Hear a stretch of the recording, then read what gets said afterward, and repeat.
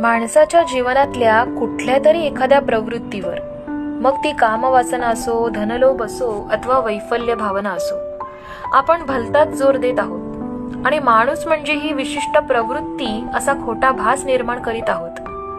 माणसात जशी उद्दाम कामुकता आहे तशी वासनेच्या खूप पलीकडे जाऊन निरपेक्ष प्रेम करण्याची शक्ती आहे. नानाविध अमंगल मार्गाने लाखोपती होण्याची धडपड आपल्या भोवती चालू असली तरी पैशाकडं पूर्णपणे पाठ फिरवून मानवतेची निष्काम सेवा करणारी माणसं आपल्याला भेटत नाहीत असं नाही. वैफल्य इतकाच आशावाद हाही मानवी वृत्तीचा एक अमर घटक आहे. मनुष्य हा विविध वासनांनी, अनेक भावनांनी सिद्ध केलेलं आणि क्षुद्र, हीन, स्वार्थी विचारांपासून भव्य, उदात्त व विश्वकुटुंबी विचारांपर्यंत अनेक घटकांनी बनवलेलं एक अजब रसायन आहे.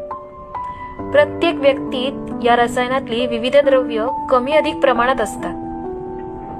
कित्येकांच्या जडणघडणीत काही द्रव्य अजिबातच नसतात.